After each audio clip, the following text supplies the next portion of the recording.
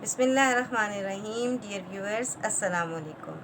तो आज की इस वीडियोस में हम डिस्कस करते हैं कुछ कड़वी कसीली बातें। कड़वी कसीली बातें इस तरह से कि मेरा इशारा एक ख़ास किस्म के टॉपिक की तरफ है, चूँकि मौज़ूआत ज़्यादा हैं और मैं चाहती हूँ कि एक वीडियो में उन सबको मैं कवर ना करूँ, बल्कि 2-3 वीडियोस बना के आपके साथ शेयर की जाए।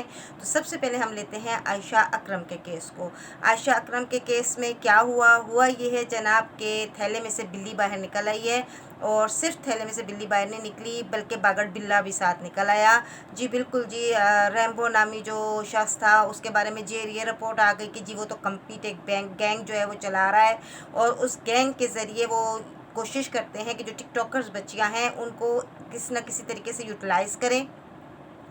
अब सारी तफसीलात जो है वो आप सब बहुत अच्छी तरह से जानते हैं कि भाई किस तरीके से इन लोगों ने 14 अगस्त को इतने मुक़द्दस दिन को इस्तेमाल किया हमारे लिए, हमारे मुल्क की बदनामी का किस कदर ये सबब बने, और फिर जिस कदर ये हम आवाम के जज्बात के साथ खेले, क्योंकि हर एक इमोशनल हो गया था। तकरीबन हर लड़की, हर फ़ीमेल, हर मेल ने, इस हद तक के सहाफ़ियों ने इसके ख़िलाफ़ बहुत ज़्यादा आवाज़ उठाई और इसको टॉप ट्रेंड में लेकर आए कि ये वाकई ज़्यादती हुई है। मगर ये सब कुछ एक सोची समझी स्कीम के तहत था, और चूँकि उनकी प्लानिंग इसी तरीके से थी कि भाई उन लोगों ने बहुत अच्छे तरीके से अपने लिए कुछ ना कुछ पैसे का इंतज़ाम कर लेना है, लोगों को ब्लैकमेल करना है, ब्लैकमेल करके अपने लिए अमाउंट कलेक्ट कर लेनी है। तो बहरहाल अल्लाह का शुक्र है कि बार बार इन्वेस्टिगेशन के बाद कुछ ना कुछ ऐसी रिपोर्ट सामने आई। फिर आयशा अकरम का और ख़ुद इस रैम्बो नामी शख्स का, जिनका आपस में ही गैंग था, आपस में एक दूसरे के साथ इनकी अंडरस्टैंडिंग थी, मगर ये अंडरस्टैंडिंग ख़त्म हो गई,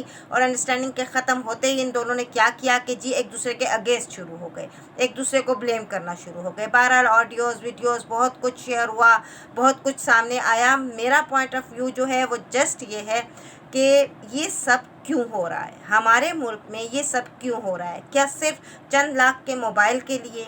क्या एक अच्छे से घर के लिए हमारी बेटियां इस तरह से इन रास्तों पे चल रही हैं? क्योंकि सबसे अहम बात ये देखें कि वालिदैन का इस वक्त बहुत अहम रोल होता है, और वालिदैन का रोल अपनी टीन एजर्स के लिए भी बहुत इम्पोर्टेंट है, और वो बच्चियां जो मुलाजमत के लिए या हॉस्टल्स में, किसी डिफरेंट हॉस्टल्स में स्टडीज़ के लिए गए हुए होते हैं, उस मामले में भी देखा जाए तो नहायत अहम होता है। फिर क्या वजह हो सकती है कि इस तरीके से ये सारी कुछ प्लानिंग्स के बावजूद वो लोग पकड़े भी जाते हैं, और वालिदैन समझ रहे होते हैं कि जी हम तो बड़े शरीफ ख़ानदान से हैं, हम तो बहुत ख़ानदानी लोग हैं, और हमारे साथ ऐसा क्यों हो गया? क्वेश्चन आता है वालिदैन से ही कि जब पहली दफ़ा आपका बच्चा मुलाजमत के लिए जाता है, आपकी बेटी जॉब करके अपनी सैलरीज़ लेकर आती हैं, तो क्या आप उनसे पूछते हैं कि आया इतनी ही तनख्वाह मिल रही है? घर के अखराजात चलाने के बाद क्या आपको वाकई इतना अमाउंट मिल रहा है जो कि आप कर रहे हैं? जिस तरीके से आप अपना एक लाइफ स्टाइल जो है वो आप प्रेजेंट कर रहे हो, आप 1,00,000-1,50,000 का मोबाइल हाथ में लेके घूम रहे हो, आप रातों को कहाँ चले जाते हो? ये बातें क्या वालिदैन के पूछने की नहीं है? मैं बिल्कुल मानती हूँ कि वालिदैन सही कह रहे हैं कि वो ख़ानदानी लोग हैं। हर वालिदैन ये समझते हैं भाई कहाँ पॉसिबल है कि किसी का कोई ख़ानदान ही ना हो और वो किसी ज़मीन में उग कर पैदा हो गया हो। कोई ना कोई ख़ानदान तो होता है।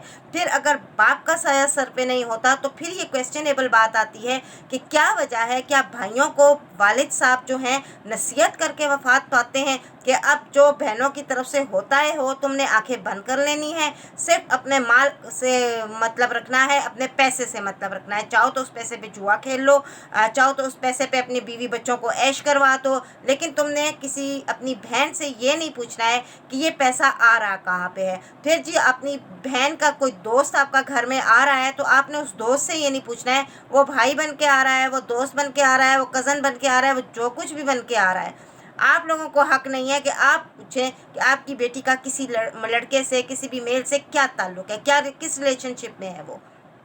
ये बातें बहुत अजीब तरीक़ जो है वो इस वक्त हमारे मुल्क में बहुत ज़्यादा जो हैं वो पैदा हो रही हैं। मैं बहरहाल कहती रहती हूँ कि आप किसी कौम से हया छीन लो तो ईमान खुद ही चला जाएगा, और बहसीत मुसलमान के ये वक्त वाकई सोचने के काबिल है कि क्या हमारी बेटियों से पैसे के एवज़ हया इस हद तक छीन लिया गया है कि अब उनको ईमान की कोई ज़रूरत नहीं पेश आती। अब वो टिकटॉक से एक छोटी सी वीडियोस बनाने से लेकर जब वो आगे चलते जाते हैं तो वो रखेल बनने को भी तैयार हो जाती हैं, वो दुनिया के सामने अपने बदन को निछुवाने के लिए भी तैयार हो जाती हैं, वो सब कुछ कर गुजरने को तैयार हैं, क्योंकि उनको सिर्फ माल चाहिए, पैसा चाहिए। तो कहाँ जा रहे हैं हम लोग, एक लम्हे को सोचें। और क्या वो जो इस्लामियात नर्सरी क्लास से लेकर मैट्रिक तक की सही बार बार पढ़ते रहे हो, FA तक पढ़ते रहे हो, FSC तक पढ़ते रहे हो, वो सब इस्लाम की बातें कहाँ चली जाती हैं? क्यों हमारा जहन इस्लाम को या हमारे दीन को एक्सेप्ट नहीं करता,